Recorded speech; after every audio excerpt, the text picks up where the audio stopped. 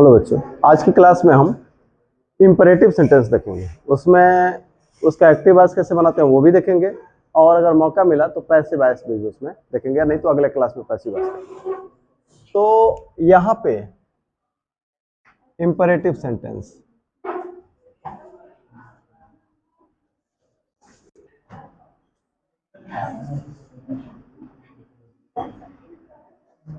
Imperative sentences. Imperative sentences है क्या? वैसे हिंदी में इसको आज्ञा सूचक वाक्य बोलते हैं। आज्ञा सूचक वाक्य, इसमें क्या है, किसी व्यक्ति को कुछ करने के लिए कहा जाता है। ऐसे वाक्यों में किसी व्यक्ति को, यहां किसी व्यक्ति को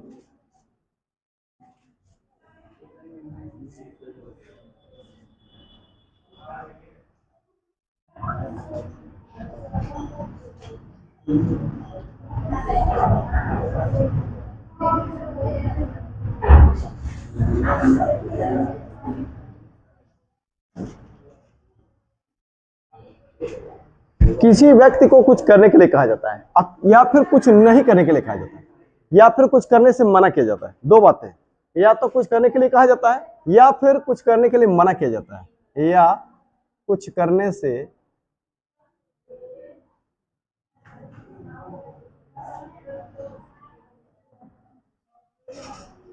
मना किया जाता है।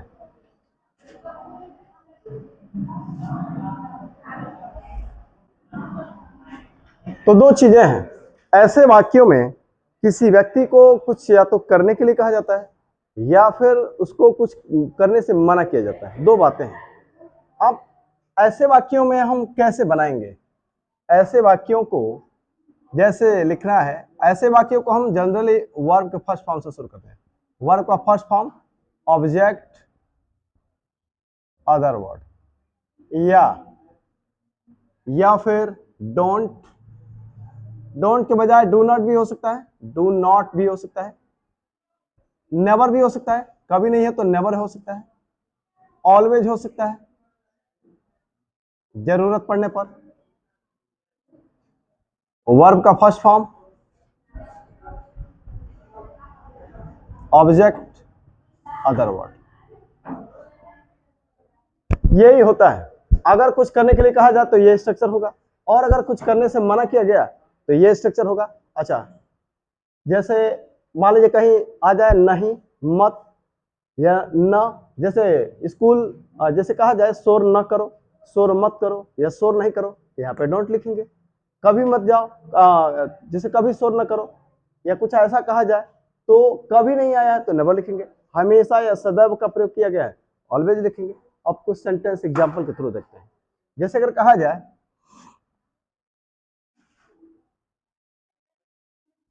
मुझे पानी लाओ, एक सेंटेंस लिखा। फिर कहा गया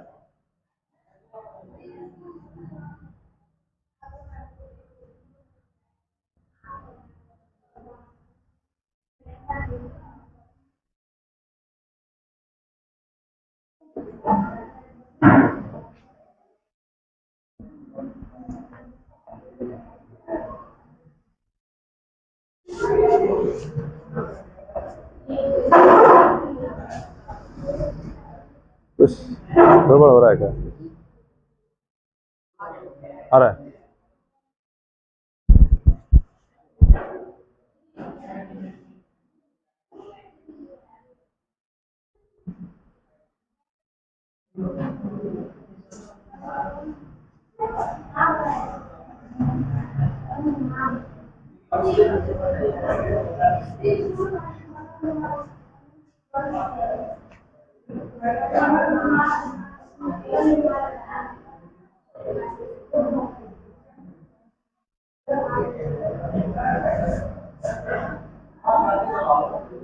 यहां लिखा है मुझे पानी लाओ, तुम स्कूल जाओ, शोर मत करो, कभी झूठ मत बोलो, हमेशा सत्य बोलो।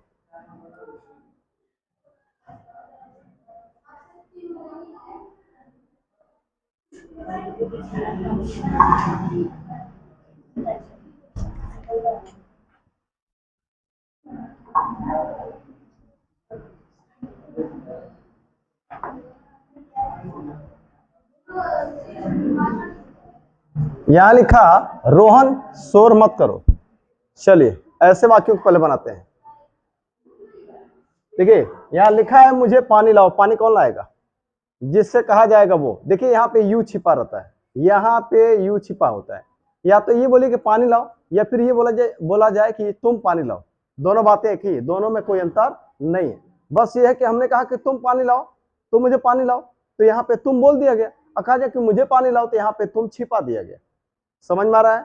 तो ऐसे वाक्यों में, इंपरेटिव सेंटेंस में, जैसा कि हमने यहाँ लिखा है कि किसी व्यक्ति को कुछ करने के लिए कहा जाता है या कुछ करने से मना किया जाता है, दो में एक ही चीज होगी। यही इंपरेटिव सेंटेंस है। तो ये भी कहने का दो तरीका है। एक तो जिस व्यक्ति को करना है चाहे नहीं करना है उससे सीधा कहा जाए, और एक वो कि उससे सीधा न कह के किसी और के माध्यम से कहा जाए, तो उसको दूसरे तरीके से बनाएंगे, वो हम आगे देखेंगे। पहले इसको देखते हैं। तो यहाँ पे लिखा गया मुझे पानी लाओ। किसी को कुछ करने के लिए कहा गया कि नहीं कहा गया? किसी को कुछ करने के लिए कहा गया। क्या कहा गया? पानी लाने के लिए कहा गया। तो ये कहा किसको गया? जिससे कहा गया उसी को लाना है, जिससे कहा गया उसी को। यानी कि यहाँ पे कौन है? यहाँ पे छिपा है क्या? तुम या आप। तुम मुझे पानी लाओ या मुझे पानी लाओ, बात एक ही है। बस ये है कि एक वाक्य में तुम बोला गया और एक वाक्य में तुम छिपा दिया गया। ठीक है? तो अगर छिपा दिया गया है तो यू नहीं लिखेंगे, अगर छिपाया नहीं गया, बोल दिया गया, तो यू लिख देंगे। समझ में आ गया? चलिए देखिए यहाँ पे लिखा है मुझे पानी लाओ, तो यहाँ पे तुम छिपाया गया। देखिए कौन लाएगा यहाँ दिया नहीं है, लेकिन यहाँ पे तुम छिपा हुआ है। तो देखिए यहाँ पे सबसे पहले क्या लिखेंगे? वर्ब का फर्स्ट फॉर्म। तो यहाँ लिखिए ब्रिंग। ब्रिंग। अब सवाल ये है कि उसके बाद से ऑब्जेक्ट किसको लाना? ऑब्जेक्ट दो तरह का होता है, एक होता है इनडायरेक्ट, एक होता है इनडायरेक्ट, और एक होता है डायरेक्ट। किसको? और ये क्या? तो पानी किसको लाना है? मुझे। तो यहाँ पे वो लिखा मी, ब्रिंग मी। और क्या लाना है मुझे? पानी। तो हमने यहाँ पे लिखा वाटर, ब्रिंग मी वाटर, है ना? तो यहाँ पे देखिए सब्जेक्ट दिया नहीं, लेकिन यहाँ पे छिपा क्या है? यू छिपा हुआ है। मुझे पानी लाओ या तुम मुझे पानी लाओ या आप मुझे पानी लाइए, बात वही है। पानी लाओ, पानी लाइए, पानी लाएं, बात वही है। किसी भी तरह का हो सकता है। बस इतना जानना है कि वाक्य में किसी को कुछ करने के लिए कहा जाएगा या कुछ करने से मना किया जाएगा, दो में से कोई एक ही होगा। तो यहाँ पे क्या कहा गया करने के लिए? पानी लाने के लिए। जरा इसको देखिए, लिखा कि तुम स्कूल जाओ। या तो कहा जाए कि तुम स्कूल जाओ या फिर कहा जाए कि स्कूल जाओ, दोनों बातों में कोई अंतर नहीं। ठीक है? बस यहाँ पे तुमको बोल दिया गया और कहीं कहीं तुमको छिपा दिया जाता है। यहाँ पे छिपा दिया गया, यहाँ पे बोला गया, तो लिखा बोला गया है तो इसको लिख देंगे। तो लिखेंगे यू। यहाँ पे देखिए इसके पहले हम जोड़ देंगे भाई, जब दिया है तो जोड़ देंगे यू ब्रिंग। वैसे भी अच्छा इसको कौन सा टेंस मान लो? टेंस अगर देखा जाए टेंस के हिसाब से, तो किस टेंस के हिसाब से चलता है? नहीं, प्रेजेंट इंडेफिनिट के रूल से चलता है। ये प्रेजेंट इंडेफिनिट के हिसाब से चलता है। यहाँ देखिए डोंट लिखा, अभी डोंट भी आएगा। डोंट कहाँ आता है? प्रेजेंट इंडेफिनिट में, है ना? ये प्रेजेंट इंडेफिनिट के रूल से चलेगा। ठीक है? बस ये कि सब्जेक्ट नहीं लिखेंगे, जहां सब्जेक्ट नहीं है तो सब्जेक्ट नहीं लिखेंगे, अगर दिया है तो लिख देंगे। ठीक है? यहाँ दे दिया तो यू ब्रिंग क्या नहीं, एक मिनट, यू कह रहा है कि तुम स्कूल जाओ, जाने की बात कर रहा है, तो यू गो। और कहा जाओ? To school. You go to school. आया समझ में? You go to school. अच्छा अब यहां पे जरा देखिएगा, कहा गया कि रोहन शोर मत करो। रोहन शोर मत करो। देखिए जब कोई नाउन दे दिया जाए, किसी का नाम, कहा जाए बच्चे शोर मत करो, बच्चों शोर मत करो, ए लड़के शोर मत करो, तो क्या करेंगे? अगर कोई नाउन दे दिया, सुनिएगा, आप दिया है चाहे यू दिया है तो आप इसको लिख लीजिए। अगर लिखा है रोहन शोर मत करो, ए लड़के शोर मत करो, ए बच्चे शोर मत करो, ऐसे दिया है, तो ये जो नाउन है उसको लिखेंगे और उसके बाद से कामा से उसको अलग कर देंगे। जैसे यहां पे लिखेंगे रोहन और यहां आप दे देंगे कामा। कामा से क्या हो जाएगा? बाकी वाक्यों से अलग हो जाएगा। यानी कि ये संबोधन सूचक शब्द हो जाएगा। मेरी बात सुनिएगा, यहां पे सब्जेक्ट क्या मानेंगे, यू, यहां भी सब्जेक्ट है, सब्जेक्ट यहां भी यू मानेंगे, ठीक है। ऐसे भी बोल सकता है कोई, रोहन शोर मत करो, रोहन तुम शोर मत करो, यहाँ यू छिपा हुआ है। दरअसल में यहाँ नाम जब लिखेंगे ना, नाम लिखेंगे या कोई नाउन लिखेंगे, तो नाम या नाउन को क्या कर देंगे, कामा से, कामा लगा देंगे उसके बाद, ताकि वो बाकी वाक्य से अलग हो जाएगा। तो रोहन, अब उसके बाद से इसको लिखिए, वर्ब मत करो, मत का मतलब मत, लिखा जाए मत, लिखा जाए नहीं, लिखा जाए नो, इन तीनों का मतलब क्या है, डोंट। रोहन शोर मत करो, डोंट। रोहन शोर न करो, डोंट। रोहन शोर नहीं करो, डोंट। तीनों रूप में आ सकता है, मत, नहीं, नो, तीनों के लिए आप क्या लिखेंगे, डोंट। अकाल शोर, कभी शोर मत करो तो नेवर हो जाएगा। मत का मतलब नहीं, नहीं का मतलब नहीं तो है ही है, और नो वह भी वही है। तो अगर कहा जाए शोर मत करो, शोर नहीं करो, शोर न करो, तीनों के लिए क्या लिखेंगे, डोंट। तो लिखा हमने रोहन, यहां पे क्या लिखेंगे, डोंट, रोहन डोंट। अच्छा, डोंट को हम शॉर्ट में लिखते हैं डोंट, और फुल, इसका फुल फॉर्म क्या होता है, डू नॉट। डू नॉट का ही शॉर्ट होता है डोंट। तो आप यहाँ डू नॉट भी लिख सकते हैं, डोंट भी लिख सकते हैं भाई। तो अगर डोंट लिख सकते हैं तो आप डू नॉट भी लिख सकते हैं, यहाँ डू नॉट भी हो सकता है। समझ में आया? तो लिखा हमने रोहन डोंट। अब क्या नहीं करना है, वर्ब का फर्स्ट फॉर्म याद रहे, यहाँ पे वर्ब का फर्स्ट फॉर्म ही होगा। तो यहाँ शोर करना, करने की अंग्रेजी क्या लिखते हैं, मेक। और फिर क्या नहीं करना है, शोर, अनवाइस। रोहन कामा डोंट मेक अनवाइस। समझ में आया कि नहीं, लीजिए।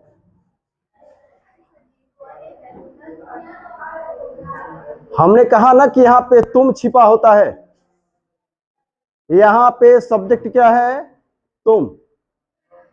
मैंने क्या कहा, यहां सब्जेक्ट क्या है, तुम। रोहन यहां पे सब्जेक्ट नहीं है, यहां संबोधन का शब्द है, संबोधन सूचक शब्द है। ये आप भ्रम में मत पड़िएगा कि रोहन है तो डज नॉट हो जाएगा, नहीं नहीं, यहाँ पे तुम छिपा हुआ है। रोहन एक संबोधन सूचक शब्द है यहाँ पे। समझ में आया? यानी कि सब्जेक्ट यहाँ पे क्या मानेंगे, यू। सब्जेक्ट यहाँ भी क्या मानेंगे, यू, लेकिन लिखा नहीं जाएगा, छिपा दिया जाएगा। बोला तो नहीं गया ना तुम, फिर से मेरी बात सुनो। यहाँ पे इसका अगर इसको देखा जाए तो पूर्ण रूप से इसका मतलब क्या है, रोहन तुम शोर मत करो, रोहन तुम शोर मत करो। इसका कहने का भाव यही है, तुम बोला नहीं गया, लेकिन यहाँ पे तुम छिपा हुआ है। अरे भाई हमने क्या कहा, रोहन शोर मत करो, इसका अर्थ यह है कि रोहन तुम शोर मत करो। रोहन शोर मत करो मैं तो बोला हूं, ये तो लिखा ही है। हम कह रहे हैं कि यहाँ पे तुम छिपा हुआ है, यहाँ तुम छिपा हुआ है, यहाँ पे रोहन सब्जेक्ट नहीं है। आप ये ध्यान दीजिएगा, जब भी किसी को कुछ करने या न करने के लिए कहा जाएगा, तो यहाँ पे जो नाउन होगा वो सब्जेक्ट नहीं होगा, वो केवल एक संबोधन सूचक शब्द होगा। समझ में आया? तो ये जो नाउन लिखे हैं उसको कामा से अलग कर देंगे। अच्छा, कहीं आप प्रेजेंट इंडेफिनिट में देखा है आपने सब्जेक्ट को कामा से अलग कर दिया जाए? ऐसा नहीं कभी देखा है आपने। सब्जेक्ट और वर्ब के बीच में कामा लगाया जाता है? नहीं लगाया जाता है। यहाँ पे मैंने लगाया है। समझ में आया? यहाँ पे यू था तो इसमें हमने नहीं लगाया, क्योंकि यू क्या है, सब्जेक्ट है। यहाँ पे रोहन लिखा है तो यहाँ पे हमने कामा लगा के इसको इससे इस हिस्से से अलग किया। क्यों? क्योंकि रोहन यहाँ सब्जेक्ट नहीं है, केवल एक संबोधन सूचक शब्द है। आया समझ में मेरी बात?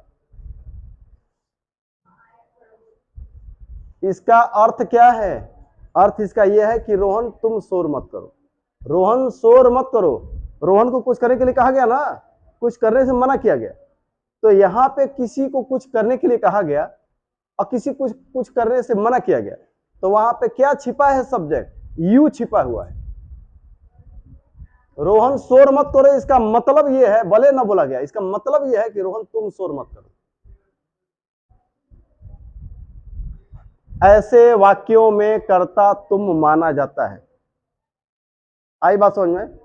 ऐसे वाक्यों में कर्ता तुम को माना जाता है, यू को माना जाता है। समझ में आया? यू को सब्जेक्ट माना जाएगा। जब किसी व्यक्ति को कुछ करने के लिए कहा जाए या उसको कुछ करने से मना किया जाए तो वहां पे सब्जेक्ट क्या होता है? यू।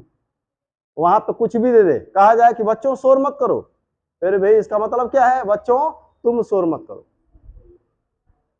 अय लड़के झूठ मत बोलो, इसका मतलब क्या है? लड़के तुम झूठ मत बोलो। यहाँ पे तुम छिपा है, यानी कि सब्जेक्ट क्या है? लड़के बोल दिया गया, बच्चों बोल दिया गया, लेकिन सब्जेक्ट क्या है? तुम है। समझ में आया? तो अगर कोई नाउन दिया है संबोधन सूचक शब्द, अगर तो हम बोलेंगे ओ बॉय, लिखा जाए अय लड़के तो लिखेंगे ओ बॉय, ओ बॉय।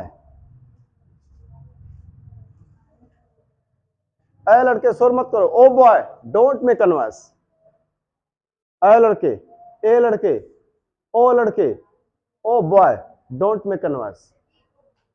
अरे बात वही है, नहीं है, संबोधन सूचक शब्द है, नहीं मानेंगे, ये सब्जेक्ट नहीं है, यहाँ सब्जेक्ट तुम है। समझे? कहा गया ओ लड़के शोर मत करो, अय लड़के शोर मत करो, ओ लड़के शोर मत करो। यहाँ पे क्या है? इसका सबका मतलब क्या है? Oh boy don't make noise, comma से अलग, don't make noise, don't make a noise. समझ में आया? ठीक है, तो यहाँ पे लगभग सबको हमने बता ही दिया, इसको कर लीजिए।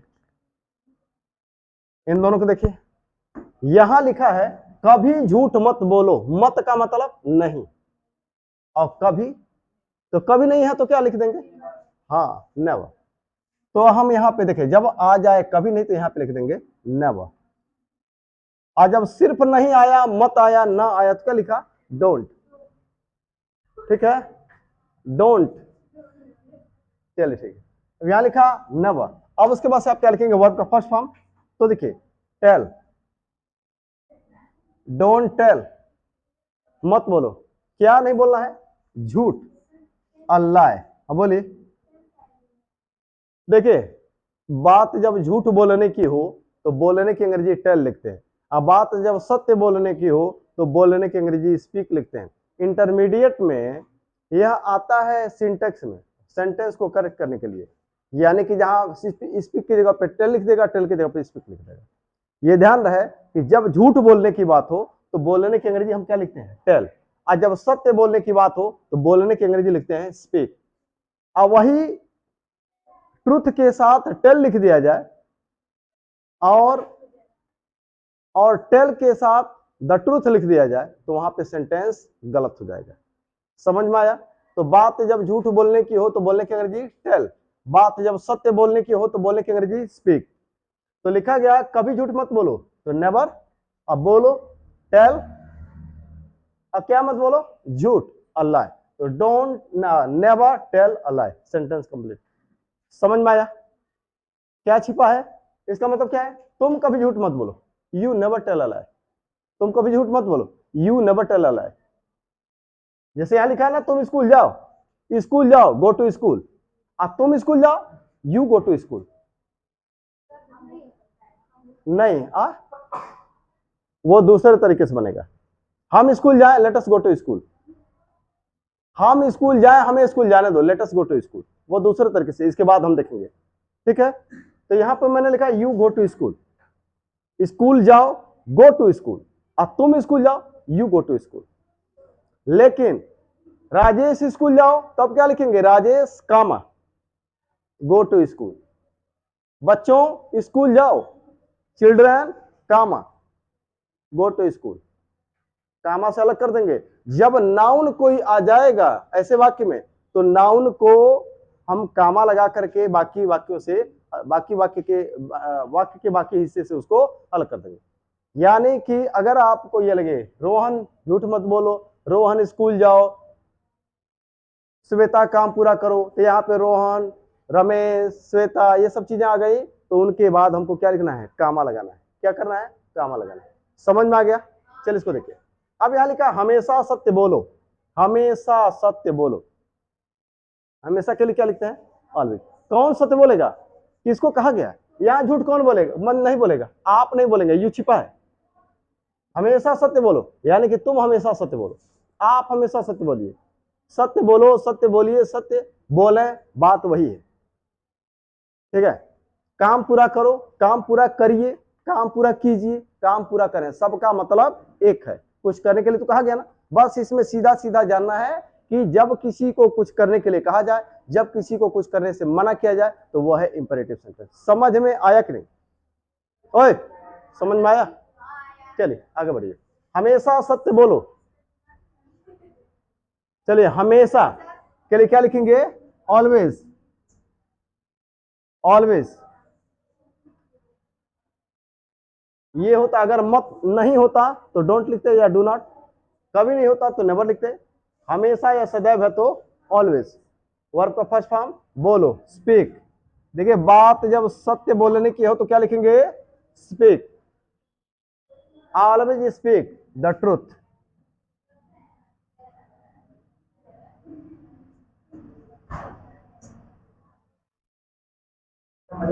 Always speak the truth. समझ में आया कि नहीं? हमेशा सत्य बोलो, ऑलवेज स्पीक द ट्रूथ। तो फिर पानी लाओ, ब्रिंग ब्रिंग वाटर। एक गिलास पानी लाओ, bring water, bring a glass of water. तुम एक गिलास पानी लाओ, you bring a glass of water. Rajesh एक गिलास पानी लाओ, Rajesh comma bring a glass of water. अरे लड़के एक गिलास पानी लाओ, oh boy comma bring a glass of water. Oh boy, क्या चीज?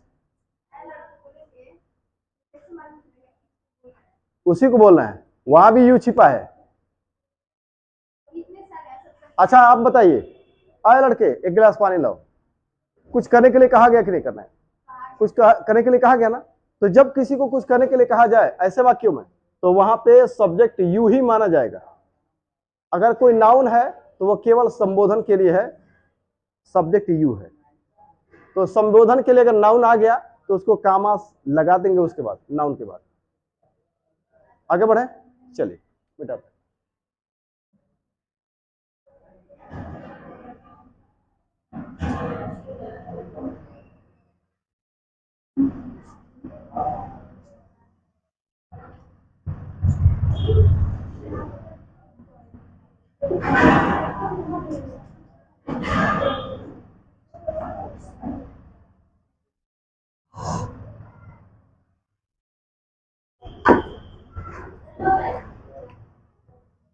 अब कभी कभी निवेदन सूचक शब्द होता है, कृपया शब्द का प्रयोग करते हैं। कृपया, जब आ जाए कृपया तो क्या करेंगे?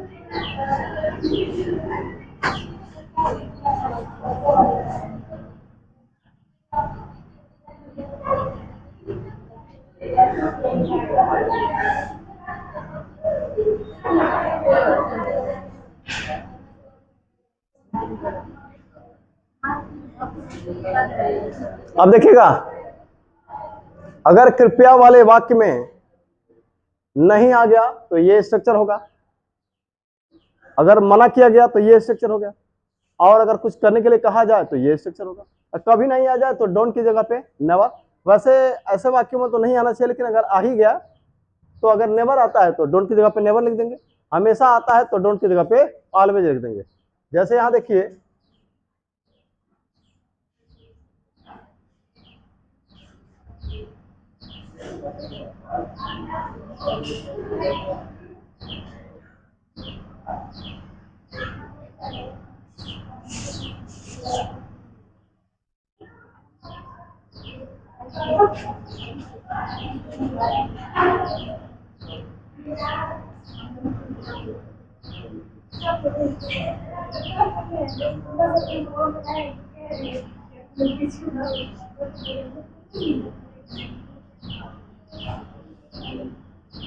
देखिए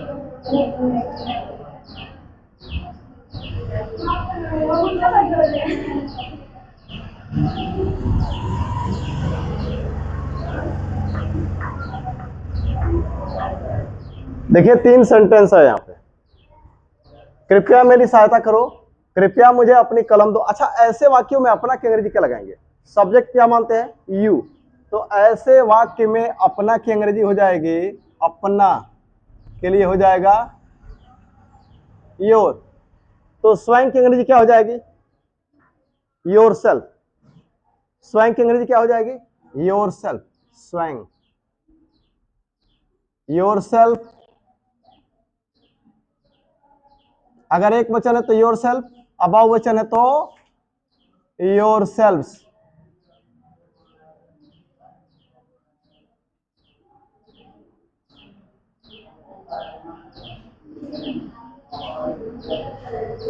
ऐसे वाक्यों में अपना की अंग्रेजी योर और स्वयं की अंग्रेजी योर सेल्फ या योर सेल्फ।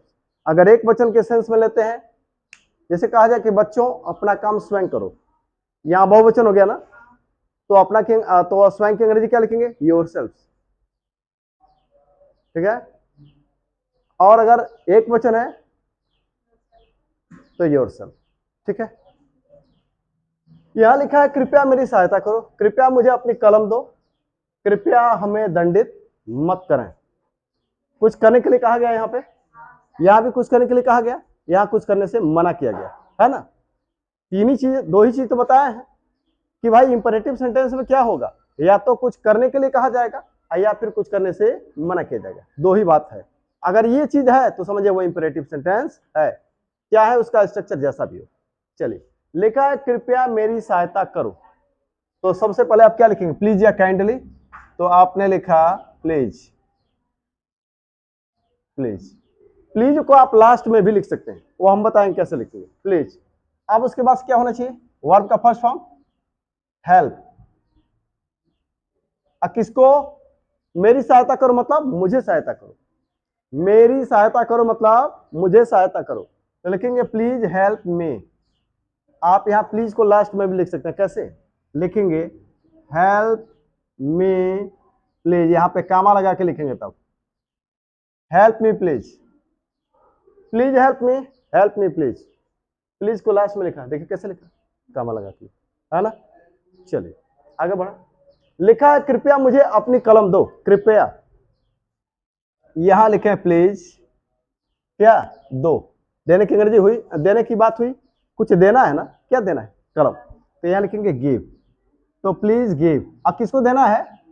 मुझे, मैं। अब क्या देना है? अपनी कलम। हमने कहा ना कि ऐसे वाक्य में अपना की अंग्रेजी योर, तो please give me your pen, please give me your pen.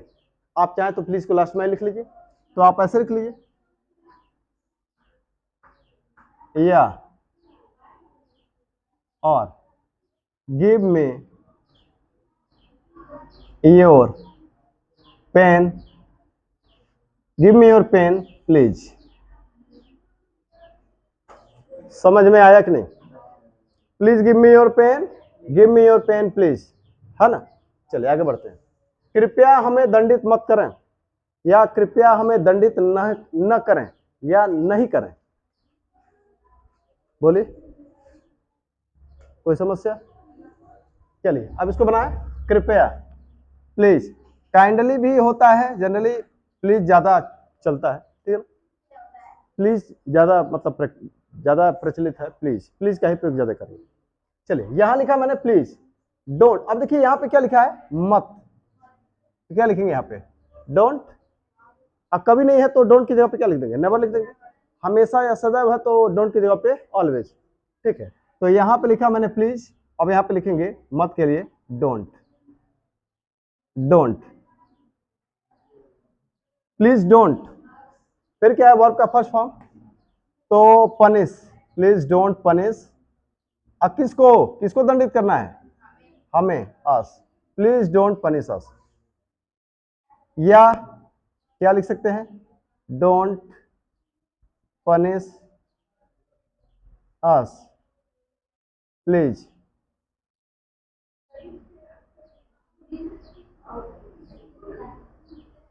दोनों चलेगा, ठीक है, मिटा दे इसको। इंपरेटिव में एक तरह का और सेंटेंस है। अभी यहाँ पे देखिएगा, यहाँ पे जिसको काम करना है सीधा उसी से कहा जाता है। अब जो सेंटेंस हम बना रहे हैं, अब जिस पर आ रहे हैं, वहां पे काम जिसको करना है सीधा उससे नहीं कहा जाता है, किसी और से कहा जाता है। करने के लिए वहां भी कहा जाता है, लेकिन सीधा उससे नहीं। अभी बता रहे हैं, मिटा दें इसको।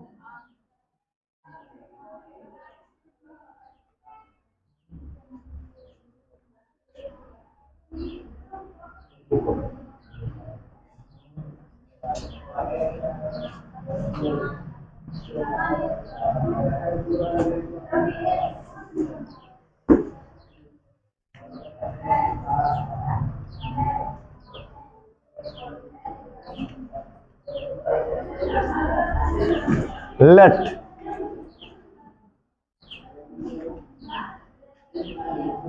लेकिन ये सब्जेक्ट होता है ऑब्जेक्ट के रूप में।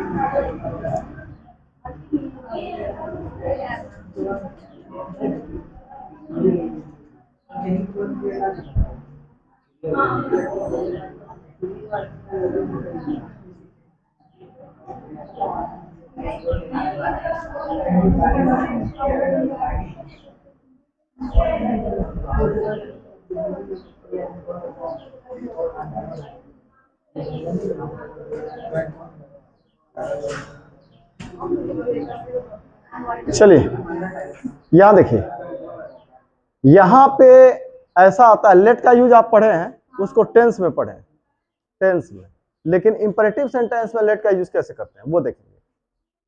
देखिए, बोलते हैं ना कि उसे जाने दो, उसे जाने दो। जैसे आता है क्रिया प्लस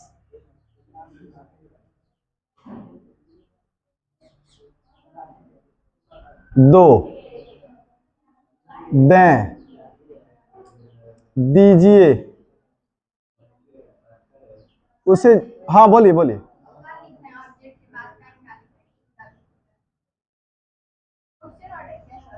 क्या? अदर वर्ड, अदर वर्ड लिख दे क्या फुल? चलिए यहां पे लिख देते हैं अदर वर्ड, अदर वर्ड। चलिए यहां भी लिख देते हैं।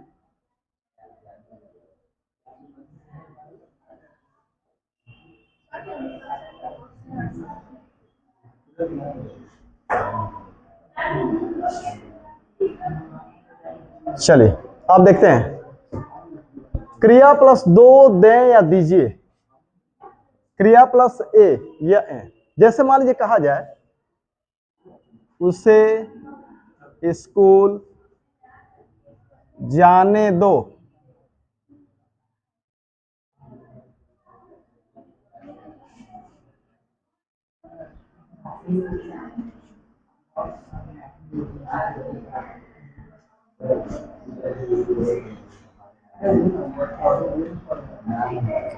यह सेंटेंस देखिए जरा, लिखा है उसे स्कूल जाने दो, यहां पे कुछ दिया जा रहा है क्या? जाने दिया जा रहा है, उसे स्कूल जाने दो, उसे स्कूल जाने दें, उसे स्कूल जाने दीजिए, है ना। तो कुछ दिया गया नहीं, कुछ करने दिया गया, कोई वस्तु नहीं दिया गया, कुछ करने दिया गया। करने देना मतलब लेट, करने देने के लिए क्या लिखते हैं, लेट। तो लिखा गया उसे स्कूल जाने दो, उसे स्कूल जाने दें, या उसे स्कूल जाने दीजिए। यहां भी लेट का यूज करेंगे। और इसी को ऐसे भी कह सकते हैं सीधा सीधा, वह स्कूल जाए, उसे स्कूल जाने दो या वह स्कूल जाए, हमें फुटबॉल खेलने दो या हम फुटबॉल खेलें, मुझे काम करने दो या मैं काम करूं, उसे एक पत्र लिखने दो या वह एक पत्र लिखे। समझ में आ रहा मेरी बात? उसे स्कूल जाने दो, यहां भी तो उसको स्कूल जाने की बात कहा गया, उसे स्कूल जाने दो मतलब उसे जाने की बात कह रहे हैं कि नहीं कर रहे हैं, उसे जाने के लिए कह रहे हैं कि नहीं कर रहे हैं, उसे स्कूल जाने दो, तो उसे जाने के लिए कह रहे हैं कि नहीं कर रहे हैं। और फिर मैंने कहा कि वह स्कूल जाए, यहां भी तो स्कूल उसको जाने के लिए कहा गया। सुनिए मेरी बात, कहा जाए वह उसे काम पूरा करने दो, मेरी बात सुनिए, उसे काम पूरा करने दो, काम पूरा करने के लिए कहा गया कि नहीं कहा गया। अब वह काम पूरा करे, यहां भी काम पूरा करने के लिए कहा गया। क्यों? दोनों में कोई अंतर नहीं, भाव सेंस एक ही है। बोलिए, उसे काम पूरा करने दो या वह काम पूरा करे, दोनों का सेंस एक ही है। काम किसको पूरा करना है, उसे, चाहे वह करेगा, कौन करेगा, वह चाहे उसे, बात वही है। हमारी बात सुनिए, उसे काम पूरा करने दो या वह काम पूरा करे, उसे लिखने दो या वह लिखे, लिखेगा कौन, उसे लिखने दो कौन लिखेगा, वह, अब वह लिखे, वह लिखेगा ही। समझ में आया? यहां भी कुछ करने के लिए कहा गया, लेकिन इसमें अच्छा पिछले वाक्यों में क्या कह रहे थे, लिखो, हमने कहा वह एक पत्र लिखे, उसे एक पत्र लिखने दो, कौन लिखेगा, वह। अब कहा जाए एक पत्र लिखो, कौन लिखेगा, तुम। तो यहां जिसको लिखे तुम, हमने कहा कि एक पत्र लिखो, जिसको लिखना है उससे कहा गया। ध्यान से सुनिए, मैंने कहा एक पत्र लिखो, अगर हमने कहा स्कूल जाओ, स्कूल जाओ, जरा देखिएगा इस वाक्य को, देखिएगा, स्कूल जाओ, कौन जाएगा, तुम, क्या छिपा है, तुम, सब्जेक्ट कौन है, तुम, उसे स्कूल जाने तो कौन जाएगा, यानी वह स्कूल जाए, कौन जाएगा, वह, और स्कूल जाओ कौन जाएगा, तुम, स्कूल जाओ, स्कूल जाइए, स्कूल जाए, इसमें क्या है, यू, स्कूल जाओ, स्कूल जाइए, स्कूल जाए, कौन जाएगा, आप, यू, तुम या यू, तुम या आप, दोनों के लिए तो यू ही लिखते हैं। तो स्कूल जाओ, स्कूल जाइए, स्कूल जाए, कौन सब्जेक्ट है, यू। देखिए कहा जाए कि वह स्कूल जाए, उसे स्कूल जाने दो, कौन जाएगा, वह। तो अंतर है ना। अच्छा, यहाँ पे किसको कहा गया, किसे बोला गया, स्कूल जाओ, किसे बोला गया, तुमसे बोला गया। यहाँ पे कह रहा है कि उसे स्कूल जाने दो, यहाँ आपसे बोला गया, लेकिन जाएगा कौन, वह। यहां भी आपसे बोला गया, यहां भी आपसे बोला गया, लेकिन यहाँ पे जाएंगे आप और यहाँ पे जाएगा वह। अंतर है कि नहीं? यहां भी कुछ जाने के लिए कहा गया, यहां भी जाने के लिए कहा गया। अंतर यह है कि यहां जिसको कहा गया वही जाएगा और यहां जिसको कहा गया वो नहीं जाएगा, कोई और जाएगा। समझ में आया? फिर से सुनिए, स्कूल जाओ, कौन जाएगा, कहा किसे गया, तुमसे ही कहा गया। वह स्कूल उसे स्कूल जाने दो या वह स्कूल जाए, किसे कहा गया, आपसे ही कहा गया। स्कूल जाओ आपसे कहा गया, लेकिन आप ही जाएंगे और आपसे ही कहा गया। और उसे स्कूल जाने दो, आपसे ही कहा गया, लेकिन जाएगा वह स्कूल जाए, आप ही से कहा गया, लेकिन जाएगा वह। समझ में आया? जब किसी से कुछ करने के लिए या कहा जाए या करने से मना किया जाए तो दोनों क्या है, इंपरेटिव सेंटेंस है। लेकिन अगर वाक्य में आपसे कहा जाए और आप ही को करना है, आपसे कहा जाए, तुमसे कहा जाए, तुमको ही करना है, तो वो बिना लेट वाला है। सब वहां पे वर्ब से शुरू करेंगे, या नहीं है तो don't say, never say, always say शुरू करेंगे। और अगर आपसे कहा गया करेगा कोई और तो लेट से शुरू करेंगे। अंतर क्या है? कुछ करने के लिए कहा जाए तो अगर आपको करने के लिए कहा गया, कहा तो दोनों में आप ही से कहा जाएगा, दोनों में आप ही से कहा जाएगा, लेकिन अंतर क्या आएगा, अगर आप करेंगे तो वर्ब के फर्स्ट फॉर्म से या डोंट प्लस वर्ब के फर्स्ट फॉर्म से, लेकिन अगर आप नहीं करेंगे कोई और करेगा तो वहां पे लेट से शुरू करेंगे। समझ में आया मेरी बात? दोनों में अंतर यही है। तो यहाँ पे कहा आपसे गया, यहां भी आपसे कहा गया, लेकिन यहाँ पे आप ही करेंगे और यहाँ पे कोई और करेगा। समझ में आया? तो अगर जिससे कहा जाए वो नहीं करेगा, कोई और करेगा, तो वहां पे लेट से शुरू करेंगे। आगे बढ़े, चलिए।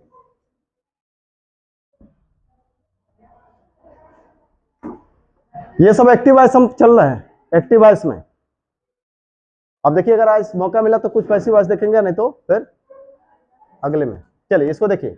तो उसे स्कूल जाने दो, उसे स्कूल जाने दें, उसे स्कूल जाने दीजिए, या वह स्कूल जाए, दोनों का मतलब एक है। तो यहाँ पे उसे और वह का मतलब क्या हुआ? उसे और वह, हिम या हर। उसे और वह का मतलब हिम या हर।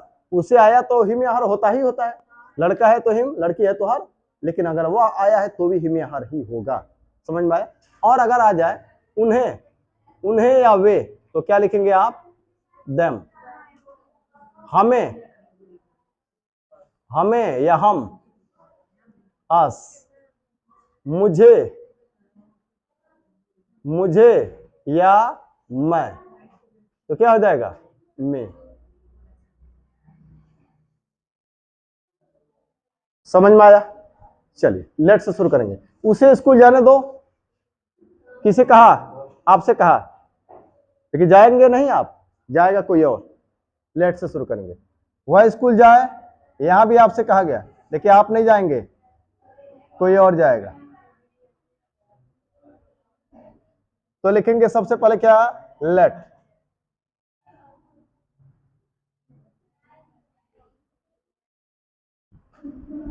लेट। अब ये ध्यान रहे, चाहे उसे हो चाहे वह हो, लेट के बाद से जो सब्जेक्ट लिखते हैं, ये ध्यान रहे किस रूप में लिखते हैं?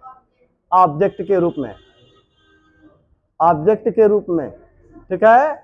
इसके पहले हमेशा सब्जेक्ट की जगह पे सब्जेक्ट ही होता। सब्जेक्ट की जगह पे क्या होता था इसके पहले? इसके पहले सब्जेक्ट की जगह पे ही, सी, दे, आई, वी, यू होता था। लेकिन अब सब्जेक्ट की जगह पे क्या होगा? हिम, हर, देम, मी, अस। समझ में आया? क्योंकि लेट भी एक तरह का वर्ब होता है, इसके पहले टेंस में हमने देखा है। तो लेट के बाद जब हम लिखेंगे, लेट के बाद जिसको लिखते हैं वो वर्ब ही होता है, सब्जेक्ट ही होता है। लेट के बाद जिस शब्द को लिखते हैं वो सब्जेक्ट ही होता है क्रिया का, लेकिन हम उसको लिखते किस रूप में है? ऑब्जेक्ट के रूप में। क्योंकि लेट भी क्या होता है? एक सब्जेक्ट वर्ब होता है, मेन वर्ब का काम करता है। यहां भी ये मेन वर्ब का काम करेगा। ठीक है? लेकिन लेट के बाद जो होता है वो भी किसी वर्ब का सब्जेक्ट ही होता है। ठीक है? चलिए यहां लिखते हैं लेट। कौन जाएगा? तो हमने कहा ना, वह और उससे का मतलब हिम या हर। तो चलिए हम लड़का मान लेते हैं, तो क्या हो जाएगा? हिम। ठीक है? लेट हिम जाए, वर्ब का फर्स्ट फॉर्म, तो हमने लिखा गो। कहां जाएगा? स्कूल। तो जब कोई व्यक्ति कहीं जाता है, आता है, तो जहां जाएगा, जहां आएगा, उस स्थान के पहले क्या लगा देंगे? टू। तो टू स्कूल। इसका नेगेटिव इंटरोगेटिव कैसे बनाएंगे? Let him go to school. Negative, negative कैसे बनाएंगे? इंटरोगेटिव इसका नहीं बनेगा, इंपेरेटिव है, नेगेटिव बन जाएगा। बोलिए। हाँ, तो देखिए नेगेटिव कैसे बनेगा, यहां देखिए दो तरीका मैंने बताया। देखिए दो वर्ब तो आपको दिख रहा है ना, दो वर्ब तो आपको दिख रहा है। वर्ब, लेट भी एक वर्ब है और गो भी एक वर्ब है। समझ में आया? तो अगर इसके पहले या तो आप डोंट लगा दें, या तो इसके पहले नॉट लगा दें, दो तरीका है। तो अगर आपको बनाना है जैसे इसका नेगेटिव, तो आप लिखिए डोंट, इसी पर बना देना है, इसी का बना देना है। Don't let him go to school. देखिए क्या लिखा मैंने? डोंट, कुछ बढ़ाया नहीं, देखिएगा ये पूरे को हमने उतार दिया। Let him go to school, क्या बढ़ाया इसके पहले? डोंट। या इसी को लिख लीजिए, लेट हिम। अब यहां पे इसके पहले या तो आप यहां लगा दें, तो not, let him not go to school. समझ में आया?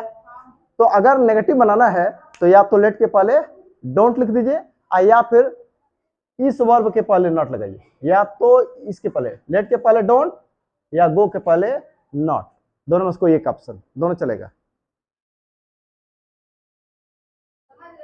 समझ गए? इसको एक खत्म कर दिया जाए, एक और एग्जांपल देखेंगे, एक एग्जांपल और देख लेते हैं, मिटाएं इसको।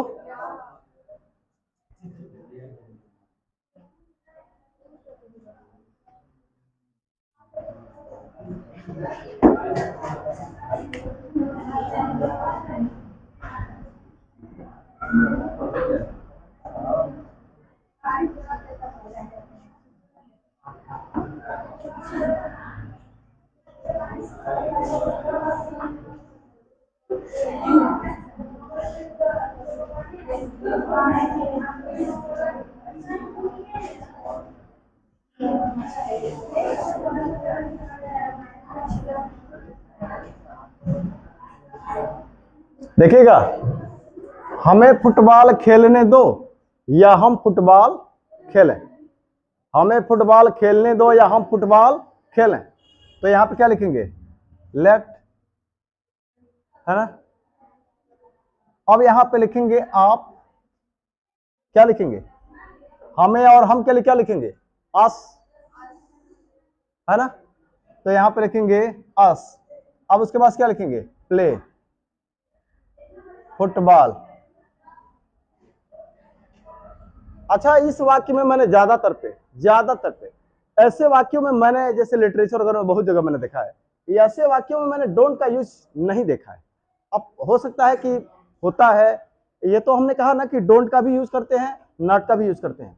लेट के पहले डोंट लगाते हैं और दूसरे वर्ब के पहले नॉट लगाते थे, दोनों में से कोई एक ऑप्शन यूज करिए। लेकिन अक्सर लेट वाले में हमने अक्सर देखा है कि इसके पहले ही नॉट लगाते हैं जनरली। माना नेगेटिव में इस वाक्य में मैंने इसके पहले नॉट ही देखा है, मैंने अपने मतलब पढ़ते पढ़ाते इसमें, ठीक है।